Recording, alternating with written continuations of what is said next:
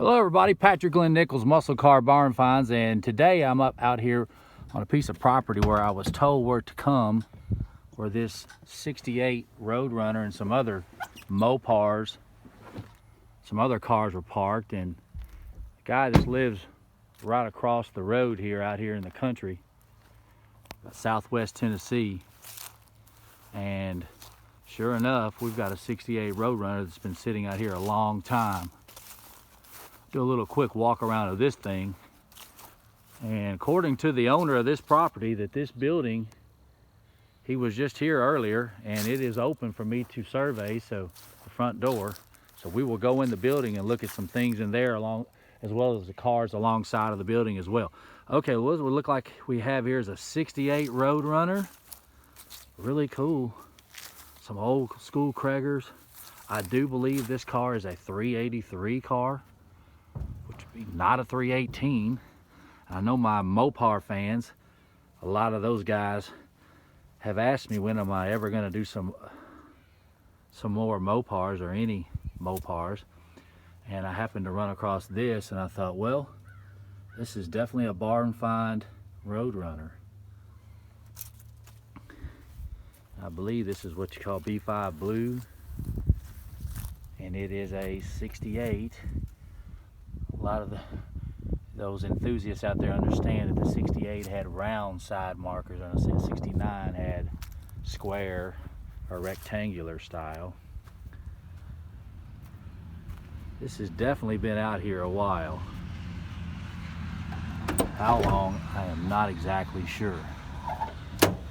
Right off the bat, I believe that seat come out of a Duster or something not original to this car.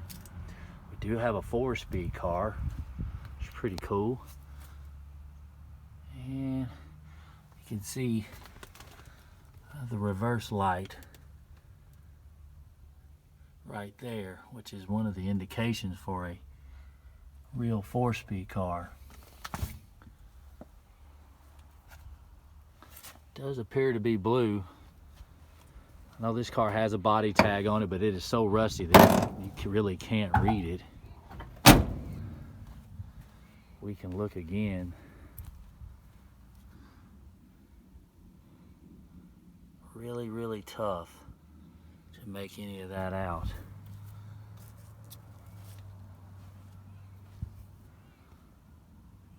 I'm thinking this engine's not original to this car.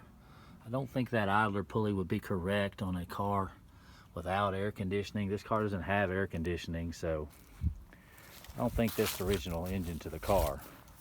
Really cool Craigers on the front. We've got some rust down through here, but this car is definitely a repairable car as well. One cool little tidbit, my understanding on the 68 Roadrunners, that the actual Roadrunner was black and white and not colored up like it was on the 69 models and up. Pretty neat. And this is a post car.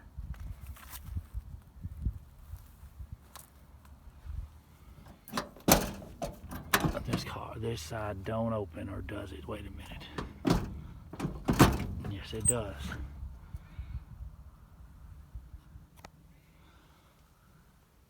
And you can see black and white Roadrunner. Really cool car. And we will shut the hood on this later, after I finish with this video. We got more cars to review. We got a 55 Chevy right here, but the majority of what's here is Mopar stuff, and a lot of muscle car guys understand that the Mopar, Chrysler, Dodge, and Plymouth, they definitely made their mark on the muscle car era. They're very legendary in their own right. 55 Chevy. What do we have here? The battery doesn't look that old. It's my understanding that the guy actually gave this car to him recently. This car hasn't been here long. A lot of the Looks like old period correct hot rodding add-ons for an old 55 Chevy. But it's been sitting a long time. You see the old wire wheels, which are made by Kreger, which I think that's what these are. What do we have for a tag here? 1982. So yeah, I'm gonna say this car's been sitting outside probably since 1982. But it is a two-door Bel Air, two-door hardtop Bel Air. Pretty neat car. Now let's go inside and check out some of these Mopars.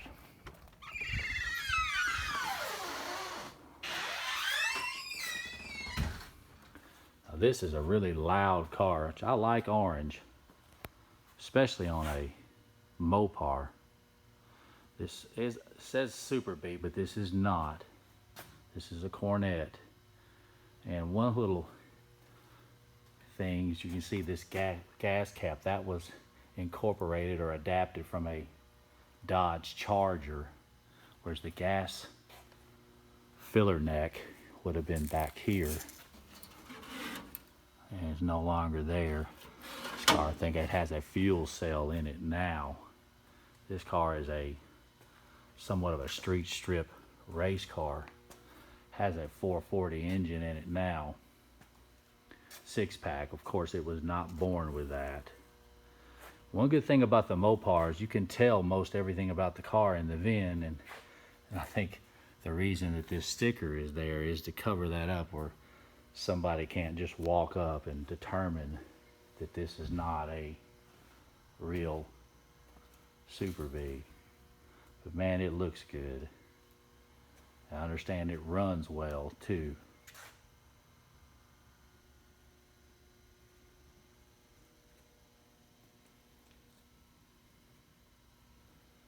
Also, I think on that blue Roadrunner out there, the engines were still blue on the 68 models. I don't think they swapped over to the orange engine until 69. I still don't think that's the original engine to that car outside. But this orange Super B, which it is not a real Super B, but it really looks good. We've got another Roadrunner with a 446 pack in it as well. And of course, we spoke about this earlier. This will be a 69 model. We said the 68s were round, the 69s were square or rectangular on the side markers.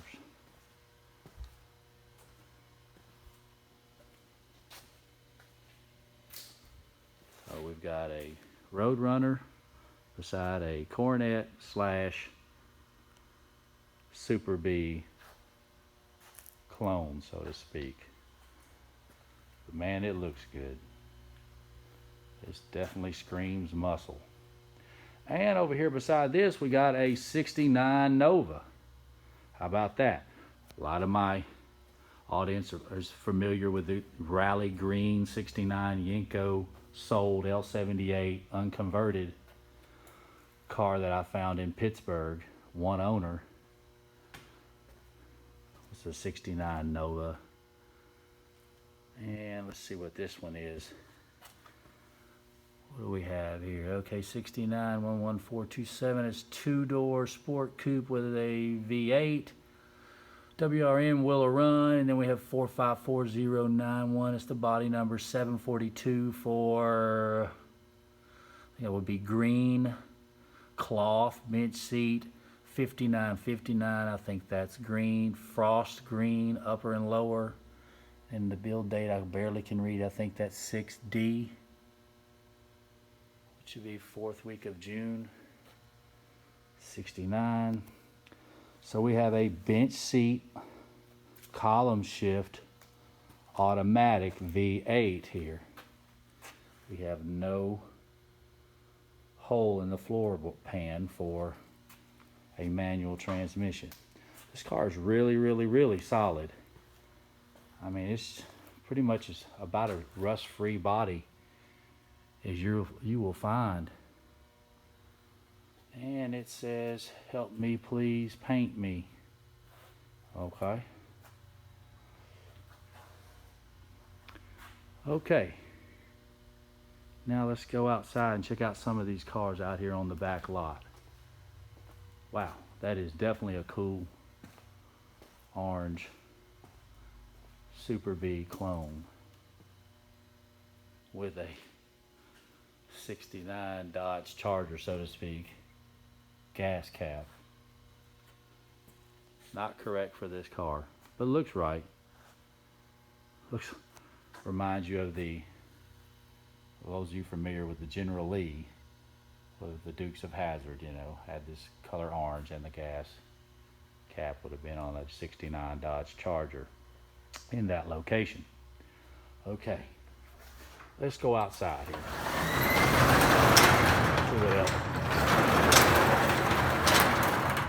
See what else we have out here in the junkyard, so to speak. Okay, we got a 57 four-door parts car. Most all of this is parts cars. Another 57 Post. 67 Chevelle that took a big lick. Malibu. Dodge Challenger. 72 3-ish. 67 Chevelle, four-door, and a Duster 340.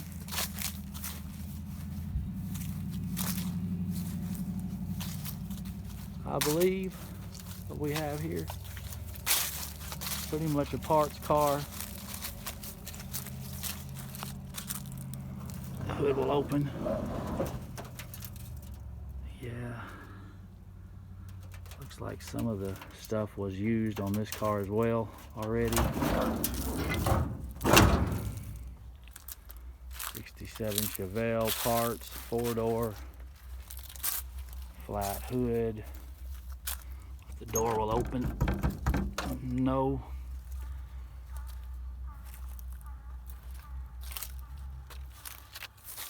But this is what people have that work on these cars on a regular basis. I know it doesn't look good, but you would be surprised how often you will come out here when you're working on a car and the part that you need is right out here in your yard. I know it looks awful, doesn't look that great, but to each their own. And like we got another Duster here, parts car, and what's left of a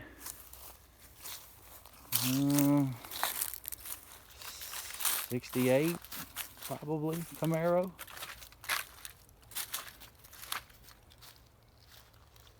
Yep, this guy, when he gets a car for parts, he uses it for just that, parts.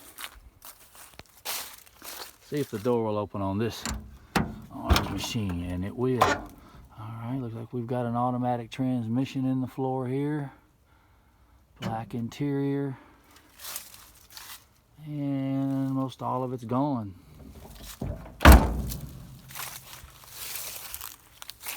But I really thought you guys would like to see some of this stuff. See the on-site, the real on-location stuff of real muscle cars, donor cars. They play a big part in the restoration process, having these donor cars. That 68 Roadrunner that's outside up there, that probably will be restored. Not sure when somebody will get to the 55 Chevy, but it more than likely will see its day back on the road as well. One more look at the Coronet Super B and the 69 Roadrunner and 69 Nova. Really cool cars here on location. I like to do Mopars where we can find some epic finds. I'm definitely not shying away from the Mopars. They're as cool as anything out there. And there's definitely some wicked Mopars as far as muscle cars are concerned. Legendary examples. But they are tough to find. One more look at the 55 Chevy.